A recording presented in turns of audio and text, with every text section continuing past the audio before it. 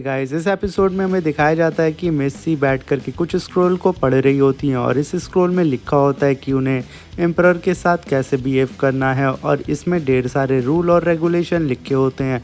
और मेस्सी इसे पढ़ते पढ़ते बोर हो जाती हैं और कहती हैं कि आखिर ये कैसी बकवास सी बातें हैं, क्योंकि वहाँ पे इतने सारे स्क्रोल होते हैं कि मेस्सी उन सबको देख करके उनका दिमाग हिल जाता है। और तभी मेस्सी कहती हैं कि कल मुझे इतने प्यार से वो गोद में उठा करके अपने रूम में लेकर के आया, मगर मेरे साथ उसने कुछ भी नहीं किया, बल्कि वो बैठ करके पता नहीं कौन से स्क्रोल को पढ़ रहा था और मुझे ये बकवास से स्क्रोल्स दे दिया कि मैं ये सारे स्क्रोल्स को पढ़ के उसके रूल्स और रेगुलेशन को समझ सकूं। और यहाँ पे हमें पता चलता है कि मेस्सी को कल एम्परर के साथ मेस्सी को कहीं जाना होता है और इसके बारे में मेस्सी को कोई भी इन्फॉर्मेशन नहीं होती है, ये सारी चीज़ें सीक्रेट होती हैं। तभी मेस्सी कहती हैं कि चाहे वो एम्परर मुझे कुछ बताए या ना बताए, मैं यहाँ पे जिस मकसद के लिए आई हूँ वो मकसद मैं यहाँ पे पूरा करके जाऊँगी। और तभी हमें पता चलता है कि मेस्सी यहाँ पे किसी मकसद के थ्रू आई है। और तभी यहाँ पे मेस्सी के पास्ट की लाइफ की झलक दिखाई जाती है, जहाँ पर मेस्सी के सामने वही वुल्फ डीमन रहता है जो कि कहता है मेस्सी से कि मैंने तुम्हारे अंदर से इमोशन, प्यार और सारी भावनाओं को निकाल दिया। अब से तुम एक नॉर्मल ह्यूमन पपेट की तरह वर्क करोगी और तुम हमारे सीक्रेट मास्टर के लिए एम्परर की जासूसी करोगी और हमें ला करके उसकी सारी इन्फॉर्मेशन दोगी। और हमें यहाँ पे पता चलता है कि मेस्सी आखिर क्यों उस एम्परर की गोद में आ गई थी, क्योंकि मेस्सी ऐसी नहीं थी। और यहाँ पे ये सारी बात क्लियर हो जाती है और मेस्सी उसकी बात को मान लेती हैं। और मेस्सी कहती हैं जैसा आप कहेंगे मैं वैसा ही करूँगी, मैं अपने सीक्रेट मास्टर के लिए अपनी जान भी निछावर कर दूँगी। तभी फॉक्स डीमन कहता है कि तुम्हें किसी भी तरीके का स्पेल एम्परर के ऊपर इस्तेमाल नहीं करना है। तभी मेस्सी कहती हैं ठीक है जैसा आप कहें। और यहीं पे हमारा सीन शिफ्ट होता है और हमें दिखाया जाता है मेस्सी अपनी खिड़की के बाहर आकर के वहाँ के बाहर के नज़ारों का आनंद उठा रही होती हैं। तभी दो बर्ड्स आकर के आपस में बात कर रहे होते हैं, जिसमें से मोटू बर्ड कहता है कि हम इंसानों से ज़्यादा खूबसूरत है, ये इंसान तो एक नंबर के गधे होते हैं, इन्हें तो कुछ भी समझ में नहीं आता और ये लोग अपनी खूबसूरती की तुलना हम बर्ड से करते हैं। तभी उसकी दूसरी ब्लैक बर्ड बोलती है कि शायद वो लड़की हमें सुन रही है, क्योंकि मेस्सी उन लोगों को घूर करके देख रही होती है। तभी मेस्सी कहती हैं कि लगता है तुम लोग मेरे बारे में बात कर रहे हो।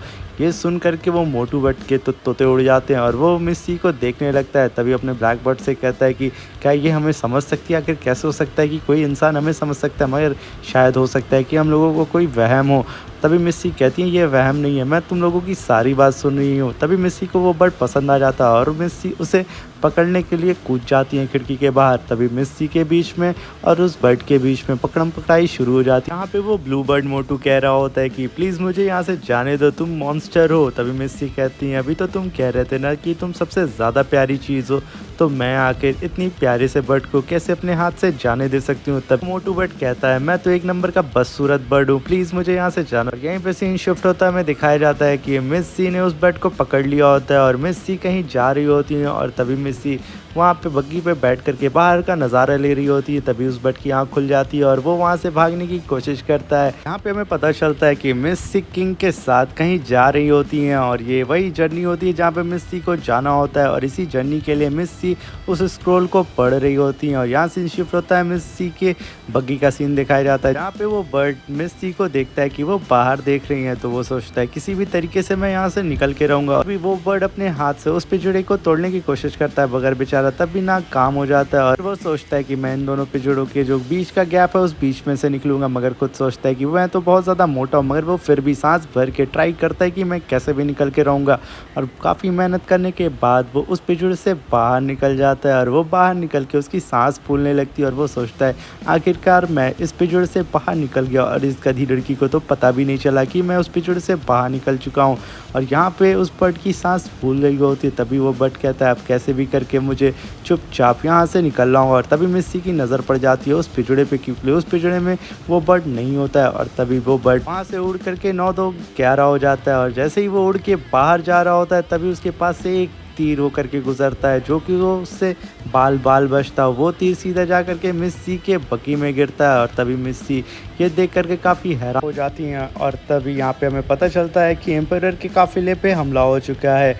और यहाँ पे हम देखते हैं कि वो बर्ड बाल बचते बचते उन सारे अटैकर से दाएं बाएं भाग रहा होता है और कहता है कि आखिर मुझे इस लड़की ने यहाँ पे लेकर के क्यों आया और मैं भला उस पिंजड़े से बाहर ही क्यों निकला। इससे अच्छा था कि मैं उस पिंजड़े में ही रहता, कम से कम इस तीर कमान से तो बचता, मगर यहाँ पे हम देखते हैं कि उस बर्ड की तो हवा टाइट हो चुकी होती है, क्योंकि चारों तरफ तीर तलवार चल रही होती है और वो बेचारा मोटू बर्ड बहुत मुश्किल से अपने आप को बचा पा रहा होता है। वो कहता है कि मैं कैसे भी करके इस जगह से बाहर निकल के रहूँगा, और तभी वो जा कर के सीधे 2 तीर से टकरा जाता है, जिसकी वजह से उसका प्राइवेट पार्ट फूट जाता है और उसे काफ़ी दर्द होता है। वो चिल्ला के कहता है, आखिर इस कमीनी लड़की ने मुझे यहाँ पे फंसा दिया, अब मैं क्या करूँ, मैं इतना मासूम सा प्यारा सा बर्ड हूँ। और तभी वो उड़ते हुए सीधे मिस्सी के बग्गी में जा गिरता है। तभी मिस्सी उसे पकड़ लेती हैं और वो पलट के जैसे ही देखता है मिस्सी को, वो कहता है कि भाई साहब आसमान से गिरे सीधे खजूर पे अटके, मैं इसी चुड़ैल से भाग रहा था और ये चुड़ैल ने मुझे ही पकड़ लिया। और तभी मिस्सी कहती हैं कि क्या हुआ बच्चे, तुम तो मेरे पास से भाग रहे थे ना। तभी मिस्सी को एहसास होता है कि एम्परर के सारे असुरा वॉरियर्स मारे जा चुके हैं। और तभी मिस्सी सोचती हैं कि मुझसे फॉक्स टिमन ने कहा था कि एम्परर के जो असुरा वॉरियर हैं, जो उसके गार्ड हैं, वो बहुत ही ज़्यादा पावरफुल हैं, मगर ये कैसे हो सकता है कि सारे असुरा वॉरियर मारे गए, वो भी इस नॉर्मल से अटैकर से। तभी मिस्सी कहती है मुझे कैसे भी करके उस एम्परर को बचाना होगा, क्योंकि मुझे अपना मिशन पूरा करना है। तभी मिस्सी उस बग्गी से बाहर आ जाती, वो देखते हैं कि एम्परर की बग्गी पे कोई एक अटैकर चढ़ा हुआ है और वो तुरंत कूद के जा करके उस अटैकर को पंजे से घायल करके नीचे गिरा देती हैं और खुद ही उस एम्परर की बग्गी को कवर अप करने लगती हैं और उस बर्ड को अपने मुंह में भरे हुई रहती हैं कि वो बर्ड वहाँ से भाग ना जाए। और वो बर्ड बेचारा कहता है कि प्लीज़ मुझे जाने दो, मेरी तो 4 बीवियाँ हैं, मेरे बिना उनका क्या होगा। तभी मिस्सी कहती हैं टेंशन ना लो, उनको कोई और मिल जाएगा। तभी ये सुन करके वो बर्ड और फड़फड़ाने लगता है। तभी मिस्सी देखती हैं कि उनके ऊपर 3 असिस्टेंट अटैक करने आ रहे होते हैं और मिस्सी यहाँ पे फंस चुकी होती हैं और इस चीज़ को एम्परर भी नोटिस कर चुका होता है। और तभी जैसे वो अटैकर मिस्सी के पास आ ही रहे होते हैं, मिस्सी इस चीज़ को देख करके काफ़ी घबरा जाती हैं, क्योंकि मिस्सी के पास कोई भी वेपन नहीं था सिवाय उस बर्ड के। वो बर्ड मिस्सी से कहता है भूल के भी मुझे मत थ्रो करना। और तभी मिस्सी देखती हैं वो अटैकर मिस्सी के काफ़ी करीब आ चुके हैं। तभी मिस्सी काफ़ी घबरा रही होती हैं। ये देख करके एम्परर तुरंत अपनी बग्गी से बाहर आ चुका होता है और एम्परर अपनी बग्गी में घोड़े के साथ बैठा होता है। और ये सारा एम्परर का प्लान होता है, क्योंकि वो उन सारे अटैकर को पकड़ना चाहता था जो कि उनके काफिलों को लूट रहे थे उनके बॉर्डर पे। जैसा कि हमने इसके पिछले एपिसोड में देखा था कि एम्परर के पास एक शिकायत आई होती है कि कुछ लुटेरे उनकी बग्गियों को लूट रहे हैं और इसीलिए एम्परर यहाँ पे आया होता है। और यहाँ पे ये बात क्लियर हो जाती है, मिस्सी को भी ये बात समझ में आ जाती है। और तभी एम्परर अपनी स्वॉर्ड बाहर निकालता है जो कि गोल्डन स्वॉर्ड होती है और उससे एक एक स्लैश लगा करके सारे के सारे सिंस को मार डालता है। तभी मिस्सी कहती है ये तो पावर ऑफ ड्रैगन विंस है। और ये पावर को देख करके मिस्सी काफ़ी हैरान हो जाती है। और तभी मिस्सी के ऊपर एक पत्थर गिरने वाला होता है। तभी एम्परर अपनी पावर से उस पत्थर को रोक देता है जो कि काफ़ी भारी पत्थर था। मिस्सी तुरंत समझ जाती है इसके पास ड्रैगन की पावर है। और तभी हम देखते हैं एम्परर उस पत्थर का चकना चूर कर देता है। ये देख करके जो सारे असिस्टेंट्स रहते हैं वो घबरा जाते हैं। वो लोग एक दूसरे का खड़े होकर के मुंह देख रहे होते हैं कि हम इस एम्परर के ऊपर अटैक करें या ना। और यहाँ पे मिस्सी को समझ में आ जाता है कि क्यों उसे फॉक्स टिमन ने मना किया था एम्परर के ऊपर अटैक करने से। तभी हम देखते हैं कि एम्परर अपनी रियल असुरा आर्मी को बुला लेता है जो कि उसके गार्ड होते हैं और वो आकर के एक करके सारे के सारे असिस्टेंट्स जो कि हमला कर रहे थे उनको जान से मार देते हैं और कुछ ही सेकंड में वहाँ का पूरा मैदान खाली हो जाता है। और ये देख करके मिस्सी काफ़ी हैरान हो रही होती हैं, क्योंकि मिस्सी को अब तक लग रहा था जो उनके साथ चल रहे थे वही रियल असुरा असिस्टेंट्स थे, मगर यहाँ पे क्लियर हो जाता है कि ये नहीं असली थे, बल्कि जो पहाड़ के ऊपर छुपे हुए थे वो रियल असुरा असिस्टेंट्स थे जो कि एम्परर को गार्ड कर रहे थे। और तभी हम देखते हैं मिस्सी के पास एक तीर उड़ करके आ रहा होता है। एम्परर इस चीज़ को नोटिस कर लेता है, वो अपने शॉट के एक स्लैश से उस तीर के 2 टुकड़े कर देता है जिससे मिस्सी की जान बच चुकी होती है। और तभी एम्परर कहता है कि जल्द से जल्द इन लोगों को ख़त्म कर दो। तभी और भी ज़्यादा असुरा असिस्टेंट्स आकर के उन लोगों को वहीं पे मार डालते हैं और कुछ लोगों को पकड़ लेते हैं। तभी एम्परर कहता है कि इन लोगों को पकड़ करके सभी के सभी लोगों को ले जाओ रॉयल पैलेस में और ले जा करके वहाँ पे पूछताछ करो कि आखिर इन सारे अटैक के पीछे कौन था, क्योंकि इतना बड़ा अटैक कोई भी नॉर्मल ग्रुप नहीं कर सकता है। ये बात सुन करके उसके सारे असुरा असिस्टेंट सारी बात को एक्सेप्ट कर देते हैं और उसे ग्रीट करके कहते हैं जैसा आप कहें मास्टर। और यहीं पे हम देखते हैं वो सारे असिस्टेंट उन सारे अटैकर को पकड़ के लेके चले जाते हैं। और यहाँ पे सीन शिफ्ट होता है और हमें फैंग सिटी का सीन दिखाया जाता है जहाँ पर मिस जी शैंग और गुलिंग बैठ करके बात कर रहे होते हैं और उनके सामने ही फैंग सिटी का मैप होता है। और तभी मिस जी सैंग बोलती हैं कि हमें कैसे भी करके नाइन कॉल्ड्रम को ढूंढना होगा, क्योंकि वो इसी फैंग सिटी में कहीं ना कहीं छुपा हुआ है। और ये नाइन कॉल्ड्रम वही होता है जो कि हमें फर्स्ट एपिसोड में दिखाया गया था, जिसमें ड्रैगन कैद होता है। और यहाँ पे मिस जी शैंग बोलती हैं कि इस मैप के ज़रिए हम अच्छे से तो नहीं पता कर सकते कि आखिर वो नाइन कॉल्ड्रम कहाँ पे है। तभी गुलिंग कहता है मिस, हमें तो लगता है कि किंग ने हमें सही मैप नहीं दिया है। मगर मिस जी शैंग कहती हैं कहीं ऐसा नहीं हो सकता है, क्योंकि मैं जब किंग से बात कर रही थी तो मुझे ऐसा फील हुआ कि वो चाहता है कि उसके लोग ज़िंदा बचें, तो वो ऐसी गलती कभी नहीं कर सकता। और रही बात किंग की वाइफ की, तो मुझे थोड़ा डाउट है, वो मुझे थोड़ा सा अलग बिहेव कर रही थी मेरे सामने। और जब मैं डिमंस की हंट की बात कर रही थी तो वो जैसे उन लोगों को प्रोटेक्ट करना चाह रही थी। तभी गुलिंग कहता है मिस आप कहना क्या चाहती हैं।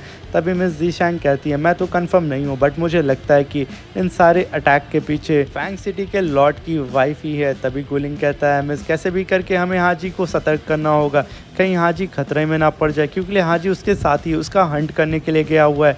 तभी मिस जी शैंग कहती हैं अभी फ़िलहाल के लिए हमें अपने मकसद पे फोकस करना है। अगर हम अपने मकसद से इधर उधर भटके तो बहुत बड़ी तबाही आ जाएगी इस दुनिया में। तभी गुलिंग कहता है कि साहब कहे मिस, और उन्हें ग्रेट करके वहाँ से चला जाता है। और यहीं पे सीन शिफ्ट होता है और हमें दिखाया जाता है एम्परर मिस सी के आगे पीछे घूम रहा होता अपने घोड़े से, और कहता है कि मैं जब भी तुम्हें देखता हूँ तो मुझे स्ट्रेंज सी फीलिंग आती है और कुछ चीज़ें मुझे अट्रैक्ट करती हैं। तभी मिस्सी को लगता है कि एम्परर इस बर्ड की बात कर रहा है। तभी मिस्सी कहती है इस बर्ड को हम जल्दी पका करके खा लेंगे। तभी वो बर्ड कहता है कि मोटी चुड़ैल मुझे छोड़ दे वरना मैं तुझे काट खाऊंगा। तभी एम्परर मिस्सी का हाथ पकड़ के अपने घोड़े पर बैठा लेता है और मिस्सी ये देख करके काफ़ी हैरान हो रही थी। और यहाँ पर वो बर्ड भागने की कोशिश करता है। तभी मिस्सी उस बर्ड को अपने हाथ से पकड़ लेती है और वो बर्ड बेचारा नहीं भाग पाता। और तभी हम देखते हैं कि एम्परर अपने सारे असुरा वॉरियर से कहता है कि जल्द से जल्द जा करके इन सारे अटैक्स के पीछे कौन है उसके बारे में पता लगाओ और इन्वेस्टिगेशन करो और इन लोग से उगलवाओ कि आखिर इन सारे अटैक के पीछे कौन था और कौन वो मास्टरमाइंड है। और यहीं पे सीन शिफ्ट होता है, हमें दिखाया जाता है कि एम्परर मिस सी को कहीं लेकर के आ गया होता है और वो काफ़ी बड़ा फाउंटेन होता है और वहाँ पे बहुत ही खूबसूरत सा व्यू होता है। और मिस सी उस फाउंटेन के पानी से, ठंडे ठंडे पानी से अपना मुंह धुल रही होती है और एम्परर उन्हें देख करके काफ़ी ज़्यादा मनमोहित हो जाता है। और मिस सी अपना मुंह जब पानी से धुलती हैं तो चारों ओर एकदम रोशनी फैल जाती है और मिस सी काफ़ी ज़्यादा खूबसूरत लग रही होती हैं, जिसे देख करके एम्परर कहता है कि ये कितनी ज़्यादा खूबसूरत है। और मिस्सी के आसपास काफ़ी सारे फ्लावर आ जाते हैं और तभी एम्परर कहता है कि मैं तुमसे कुछ बात करना चाहता हूँ। तभी मिस्सी को लगता है कि एम्परर अब उनके साथ सोना चाहता है। तभी मिस्सी उसे सेड्यूस करने के लिए अपने उस कोट को बाहर गिरा देती है और एम्परर को टच करने की कोशिश करती है। तभी एम्परर कहता है कि तुम मुझे एक बात बताओ कि आखिर तुम उस फाइट में घबराई क्यों नहीं और तुम मुझे बचाने के लिए बाहर क्यों आ गई। और तभी मिस्सी कहती हैं कि मुझे जैसा लगा कि आपके ऊपर खतरा है और आपके सारे सिपाही मारे जा चुके हैं और मैं डर गई थी, इसीलिए मैं आपको बचाने के लिए उस बग्गी से बाहर आ गई थी। तभी एम्परर कहता है ऐसा तो कोई नॉर्मल लड़की नहीं कर सकती है। तभी वो मिस्सी कहती हैं कि मैंने कुछ मार्शल आर्ट सीखा हुआ है और आप जानते हैं कि मेरा कोई भी नहीं था और मुझे लोगों से बचने के लिए मजबूरी में ही सही मार्शल आर्ट सीखना पड़ा और अपनी प्रोटेक्शन के लिए मैं फ़ाइट करना जानती हूँ, इसी वजह से मैं आपको प्रोटेक्ट कर पाई। तभी मिस्सी को एम्परर बहुत तेज़ से गुर्रा करके देखता है। तभी मिस्सी का पैर फिसल जाता है और वो सीधे उस पानी में गिर जाती है और उन्हें तैरना नहीं आता है। और तभी यही चीज़ देख करके एम्परर काफ़ी हैरान हो जाता है और वो भी उस पानी में कूद जाता है और वो बर्ड वहाँ से भागने की कोशिश करता है, क्योंकि वो दोनों के दोनों पानी के अंदर चले गए होते हैं। और वो बर्ड सोचता है कैसे भी करके मुझे यहाँ से 9-2-11 हो जाना चाहिए, मगर वो बेचारा जितनी भी कोशिश करता है वहाँ से भाग नहीं पाता। तभी मिस्सी सोचती हैं कि अब तो मेरा भांडा फूट चुका है, कहीं एम्परर को शक ना हो जाए कि मैं यहाँ पे क्यों आई हूँ। और यहाँ पे मिस्सी पानी में डूबते हुए यही सोच रही थी। और तभी एम्परर जैसे ही पानी के अंदर आता है मिस्सी की इमोशंस बाहर आने लगते हैं, क्योंकि ऐसे ही सीन मिस्सी के साथ पहले हुआ था कि जब हाजी मिस्सी को बचाने के लिए पानी में कूदा था और मिस्सी को सारी बातें याद आने लगती हैं कि कैसे मिस्सी को हाजी ने बचाया था। और जैसे एम्परर मिस्सी को पानी के बाहर लेकर के आता है, मिस्सी एम्परर को हाजी समझ के हक कर लेती हैं और एम्परर के फेस में मिस्सी को हाजी लग रहा होता है। और यहाँ पे फॉक्स टिमन ने जो बाउंडेशन मिस्सी के ऊपर लगाया था, जैसा कि उनके सारे इमोशंस को फॉक्स टिमन ने ब्लॉक कर दिया था, मगर यहाँ पे कुछ हद तक हमें दिखाया जाता है कि मिस्सी के वो इमोशंस बाहर आ रहे होते हैं, जो कि मिस्सी हाजी को काफ़ी ज़्यादा पसंद कर रही होती हैं। और तभी मिस्सी एम्परर से कहती हैं हाजी समझ के कि मुझे तो लगा था कि मैं अब तुमसे दोबारा कभी नहीं मिल पाऊंगी, और एम्परर को कस के हक कर लेती हैं। मगर यहाँ पे एम्परर को ज़रा सा भी कुछ समझ में नहीं आता कि आखिर ये लड़की क्या कर रही है। अब यहीं पे हमारा ये एपिसोड ख़त्म हो जाता है। अब मिलते हैं इसके नेक्स्ट एपिसोड में। चैनल पे अगर नए आए हैं तो प्लीज़ चैनल को सब्सक्राइब कर दें और लाइक करके ज़रूर जाइएगा। बेल आइकन को दबाना मत भूलिएगा। और वीडियो से रिलेटेड और मेरी एक्सप्लेनेशन अगर अच्छी नहीं लग रही है तो प्लीज़ कमेंट करके मुझे ज़रूर बताइएगा। अब नेक्स्ट एपिसोड में मुझे पता चलेगा कि मिस सी को सारी बातें याद आई या नहीं, या उनके इमोशंस फिर से जगे या नहीं। ये सारी चीज़ें अब हमें नेक्स्ट एपिसोड में क्लियर होंगी। तो मिलते हैं अब इसके नेक्स्ट एपिसोड में। Thank you, bye bye, take care.